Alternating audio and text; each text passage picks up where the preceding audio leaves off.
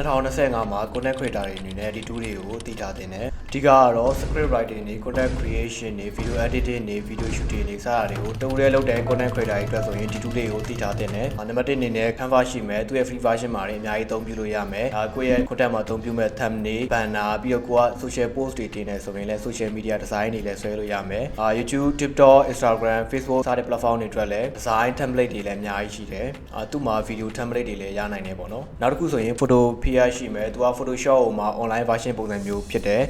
သူ့မှာ AI file တွေ PSD file တွေစတာတွေကို online ကနေပြီးတော့အသုံးပြုလို့ရတယ်။ပြီးတော့ကိုယ့်ရဲ့ content မှာအသုံးပြုမဲ့ script writing planning တွေအတွက်ဆိုရင် Notion ကိုသုံးလို့ရတယ်။ဒီ Notion မှာကိုယ့်ရဲ့ idea တွေကို organize လုပ်လို့ရမယ်။ content cleaner တွေကို plan လုပ်လို့ရမယ်။ပြီးတော့ကိုယ့်ရဲ့ content strategy အတွက် template တွေကိုအသုံးပြုလို့ရတယ်။နောက်တစ်ခုအနေနဲ့ဆိုရင် Google document ရှိတယ်။သူက totally free ဖြစ်တယ်။ကိုယ့်ရဲ့ content တွေ script တွေကို Google document ပေါ်မှာ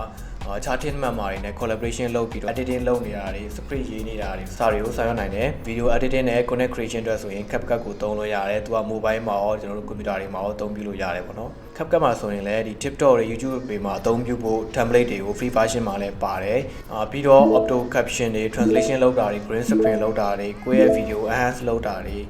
video color change တာတွေစတာတွေကိုလည်းထိုက်တဲ့လောက်လုပ်လို့ရတယ်ပေါ့နော် video editing အတွက်နောက်ထပ် software တစ်ခုဆိုရင် DaVinci Resolve ရှိမယ်သူက advanced level ထိသုံးလို့ရတယ်pro level video editor တွေအတွက် free version အနေနဲ့သုံးလို့ရမယ့် software တစ်ခုလည်းဖြစ်တယ် DaVinci Resolve မှာ color grading တွေ effect တွေအသုံးပြုရတာအခြား software တွေမှာအသုံးပြုရတဲ့ပို့ပြီးတော့ကောင်းတယ်ပို့ပြီးတော့ creation ထုတ်လို့ရတယ်ကိုယ့်ရဲ့ content creation မှာ AI tools တွေကိုအသုံးပြုခြင်းနဲ့ဆိုရင် ChatGPT ရှိမယ်ကိုယ့်ရဲ့ script idea တွေ caption တွေ content plan တွေ content headline တွေစတာတွေကို ChatGPT မှာထုတ်ပြီးတော့အသုံးပြုလို့ရမယ်ကိုယ့်ရဲ့ content creation မှာ narration တွေ voice over တွေပြောဖို့လိုမယ်ဆိုရင် audio ဘိုင်းအနေနဲ့ Audacity ကိုအသုံးပြုလို့ရမယ်သူကလည်း free audio editing software တစ်ခုဖြစ်တယ်ပေါ့နော် record လုပ်လို့ရမယ် noise reducing တွေလုပ်လို့ရမယ်ပေါ့နော်နောက်ထပ် website တစ်ခုဆိုရင် 11 labs ဆိုတာရှိမယ်သူက text to speech လုပ်ပေးတယ်ကိုက narrator သမားတစ်ယောက်ကိုက voice over သမားတစ်ယောက်ဆိုရင်ကိုကစာကိုရိုက်ထည့်ပေးလိုက်တာနဲ့သူက voice over ပုံစံမျိုးအတန်းထုတ်ပေးတဲ့ပုံစံဖြစ်တယ်လောလောဆယ်တော့ English version ပဲရသေးတယ်ဒီ11 lab မှာတော့ voice over သမားတွေ narration သမားတွေအတွက် professional ဆန်ဆန်အသုံးပြုလို့ရတယ်အတန်လေးအတန်ထားထုံးတိုးအကျယ်နေအမြန်စတာတွေကိုလည်း11 lab မှာအသုံးပြုလို့ရမယ်ကိုက live stream မှာဆိုရင် live stream တွေအတွက် free သုံးလို့ရမယ့် tool တွေဆိုရင် OBS Studio ဆိုတာရှိတယ်ကိုက gaming live တွေလွှင့်နေတာပဲဖြစ်ဖြစ် event တွေကို live လွှင့်နေတာပဲဖြစ်ဖြစ် OBS Studio ကိုအသုံးပြုလို့ရတယ်